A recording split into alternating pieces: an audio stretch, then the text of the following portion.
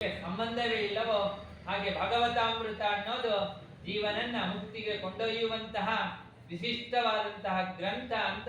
ಶುಕಾಚಾರ್ಯರು ಹೇಳಲು ಉಪಕ್ರಮಿಸಿದ್ರು ಅಂತ ಅತ್ರಿ ವಸಿಷ್ಠ ಚವನ ಭೃಗು ಅಂಗಿರ ಎಲ್ಲ ಋಷಿಗಳು ಅನೇಕ ದೇವರ್ಷಿ ರಾಜರ್ಷಿ ವರ್ಯಾಹ ಅಂತ ಹೇಳಿದಂತೆ ಶ್ರೀಮದ್ ಭಾಗವತ ರಾಜವಿರಾಗ ಪ್ರಕರಣದಲ್ಲಿ ಕಲಿಯನ್ನ ನಿಗ್ರಹ ಮಾಡಿದಂತಹ ಪರೀಕ್ಷಿತ ರಾಜ ಪರೀಕ್ಷಿತ ಶಮೀಕರಿಗೆ ಅವಮಾನವನ್ನ ಮಾಡಿದ ಶೃಂಗಿಯ ಶಾಪದಿಂದ ಗೌರಮಕ ಬ್ರಾಹ್ಮಣವೆಂದು ಹೇಳಿ ಕಳಿಸಿದ್ರೆ ಒಂದು ವಾರದ ಆಯುಷ್ಯ ಇದೆ ಅಂದ್ರೆ ವಿಶೇಷವಾಗಿ ಹಿಂದೆ ಹೇಳಿದಂತೆ ಗಂಗಾತಟದಲ್ಲಿ ಕೂತಾಗ ಎಲ್ಲ ಋಷಿಮನಿಗಳಿಗೆ ಅದರ ಆತಿಥ್ಯವನ್ನು ಮಾಡಿದಾಗ ವೇದವ್ಯಾಸರು ಪರಶುರಾಮ ದೇವರ ದಿವ್ಯ ಸನ್ನಿಧಾನದಲ್ಲಿ ಅವಧೂತ ಶಿರೋಮಣಿಗಳಾದಂತಹ ಶುಕಾಚಾರ್ಯರು ಬಂದರು ಅಂತ ಸೂತಾಚಾರ್ಯರು ಶುಕಾಚಾರ್ಯರನ್ನ ಸ್ತೋತ್ರ ಮಾಡುತ್ತಾರೆ. ಎಂಬ್ರೌರಜಂತ ಮನುವೇದಮ ಬೇಗ ಕೃತ್ಯಂ ದ್ವೈಪಾಯನೋ ವಿರಹ ಕಾತರ ಆಜುಹಾವ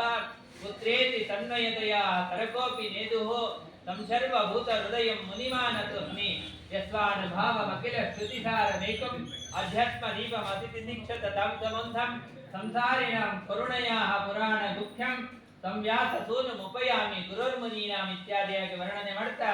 16 ವರ್ಷದ ನವ ತಾರುಣ್ಯ ದಿಗಂಬರರು ಮನೋನಿಯಾಮಕರಾದಂತಹ ಶುಕಾಚಾರ್ಯರು ಬಂದಾಗ ಎಲ್ಲ ಹೆಣ್ಣು ಮಕ್ಕಳುಗಳೆಲ್ಲ ಕಲ್ಲನ್ನ ತೂರಿ ಶುಕಾಚಾರ್ಯರಿಗೆ ಹೊಡಿತಿದ್ದವರು ರಾಜ ಪರೀಕ್ಷಿತ ಅದರ ಆತಿಥ್ಯವನ್ನ ಮಾಡಿ ಅವರಿಗೆ ವಾದ್ಯಾದಿ ಆಸನಗಳನ್ನ ಉನ್ನತ ಆಸನವನ್ನ ಕೊಟ್ಟಾಗ ಎಲ್ಲ ಮಕ್ಕಳು ಓಡಿ ಹೋದರು ಅಂತಹ ಶುಕಾಚಾರ್ಯರಿಗೆ ಪ್ರಶ್ನೆ ಮಾಡಿದ. ಸಾಯಲಿರುವ ಮನುಷ್ಯ ಮಾಡಲೇಬೇಕಾದ ಕರ್ತವ್ಯ ಏನು ಅಂದಾಗ ಪ್ರಶ್ನೆಯನ್ನ ಶ್ಲಾಘನೆ ಮಾಡುತ್ತಾ 2ನೆಯ ಸ್ಕಂದದಲ್ಲಿ ಪ್ರಾರಂಭವನ್ನ ಮಾಡುತ್ತಾ ವರೀಯ ನೇಷದೆ ಪ್ರಶ್ನಃ ಕೃತೋ ಲೋಕಹಿತಂ ನೃಪಃ ಆತ್ಮವಿತ್ ಸಂವದ ಪುಂಸಾಂ ಶ್ರೋತವ್ಯಾನಿ ಶ್ರಿಯಪರಃ ಶ್ರೋತವ್ಯಾನಿ ರಾಜೇಂದ್ರ ಋಣಾಂ ಸಂತಿ ಸಹಸ್ರಶಃ ಅಂತ ಪ್ರಶ್ನೆಯನ್ನ ಶ್ಲಾಘನೆ ಮಾಡುತ್ತಾ ನಿನಗೆ 1 ವಾರ ಆಯುಷ್ಯ ಇರೋದ್ರಿಂದ 7 ದಿನದ ಭಾಗವತ ಹೇಳಿರೋ ವೈಕುಂಠಕ್ಕೆ ಅಂತ ಹಾಡು ಹಡತೆಯಾಡಿ ಕಾಲ ಕಳಿಬೇಡಿ ಅಂತ ಹರಿಯ ನೆನೆಯಿರೋ ಅಂತ ವಾದಿರಾಜರು ಹೇಳಿದಂತೆ ಶ್ರೀಮದ್ ಭಾಗವತವನ್ನ ಹೇಳುತ್ತೇನೆ. ಖಟ್ವಾಂಗ ಮಹಾರಾಜ 1 ಮುಹೂರ್ತ ಆಯುಷ್ಯದಲ್ಲಿ ದೇವತೆಗಳಿಗೆ ಯುದ್ಧಕ್ಕೆ ಸಹಾಯ ಮಾಡಿದ್ದ. ಏನು ಬೇಕು ಅಂತ ವರವನ್ನ ಕೇಳಿದ್ರೆ ಆಯುಷ್ಯ ಎಷ್ಟು ಅಂತ ಕೇಳಿದಾಗ 1 ಮುಹೂರ್ತ ಅಂದಾಗ ಖಟ್ವಾಂಗ ಅಂದ್ರೆ ದಿಲೀಪ ಚಕ್ರವರ್ತಿ ಅವನ ಮಗ ಅಜನಿಗೆ ರಾಜ್ಯವನ್ನು ಒಪ್ಪಿಸಿ ವಿರಕ್ತನಾಗಿ ಧ್ಯಾನವನ್ನ ಮಾಡಿ ಪರಗತಿಯನ್ನು ಹೊಂದಿದ ಅಂತ ಪರಮಾತ್ಮನ ಸ್ಥೂಲ ಚಿಂತನೆಯನ್ನ ಸೂಕ್ಷ್ಮ ಚಿಂತನೆಗಳನ್ನ ವಿಸ್ತಾರವಾಗಿ ಭಾಗವತ ಮುಂದೆ ಹೇಳುತ್ತೆ. ಸತುಚಿತ ಆನಂದಾತ್ಮ ಅಂತ ಅವನು ಉಪಾಸನೆ ಮಾಡಬೇಕು ಅಂತ ಪ್ರಥಮ ಮಟ್ಟದಲ್ಲಿ ಸ್ಥೂಲ ಚಿಂತನೆಯನ್ನ 14 ಲೋಕಾತ್ಮಕವಾದಂತಹ ಪ್ರಪಂಚ ಪರಮಾತ್ಮನ ಅಧಿಷ್ಠಾನ ಅವನನ್ನ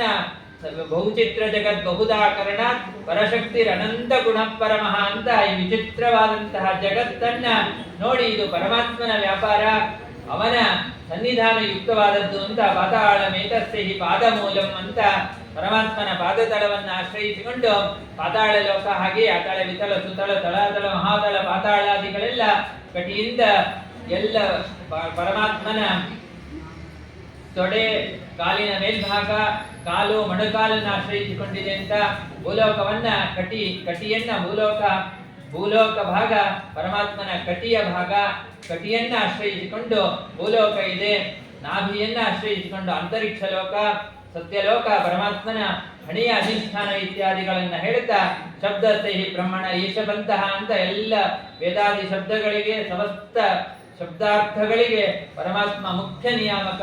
ವೇದದಿಂದಲೇ ತಿಳಿಯಲ್ಪಡುವವನು ಅಂತ ವಿಸ್ತಾರವಾಗಿ ಹೇಳ್ತಾ ಶುಕಾಚಾರ್ಯರು ಮಾಡಿದಂತಹ ಮಂಗಳಾಚರಣೆಯೇ ನಮಃ ಪರಸ್ಮೈ ಪುರುಷಾಯ ಭೂಯಸೆ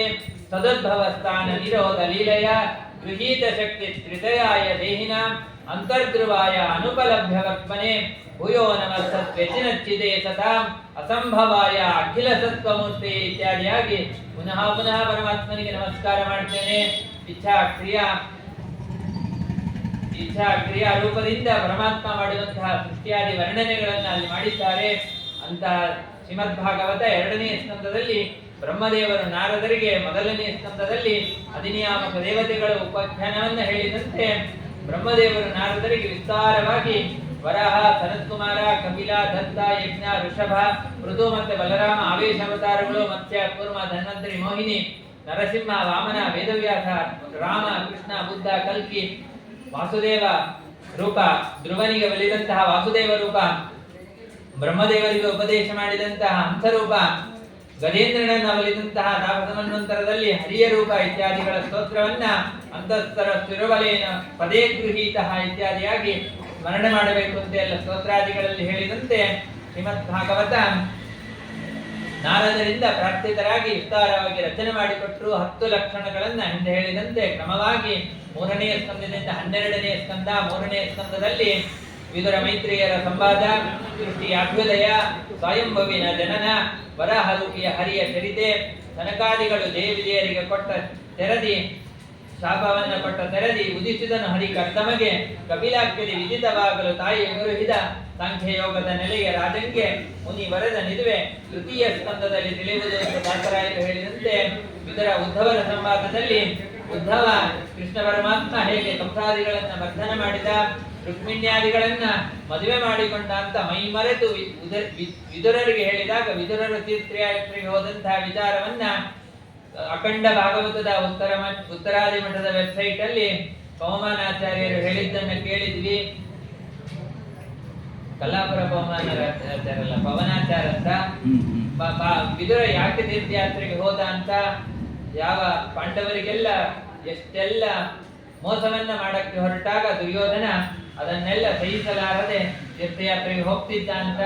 ಹಾಗೆ ಯುದ್ಧಾನಂತರದಲ್ಲೂ ಪ್ರತಿ ವರ್ಷ ಹತ್ತಿರ ವೇಷವನ್ನ ಮರೆಸಿಕೊಂಡು ತೀರ್ಥಯಾತ್ರೆಗೆ ಹೋಗ್ತಿದ್ದ. 36 ವರ್ಷ ಆದ ಮೇಲೆ ಯುದ್ಧಾನಂತರದಲ್ಲಿ 36 ವರ್ಷಕ್ಕೆ ಕೃಷ್ಣ ಪರಂಧಾಮಕ್ಕೆ ಹೋದ. 26 ವರ್ಷಕ್ಕೆ ಮುಂಚೆ ಯುದ್ಧ ಆದ 10 ವರ್ಷಕ್ಕೆ ವಿದುರ ತೀರ್ಥಯಾತ್ರೆಗೆ ಹೋದ.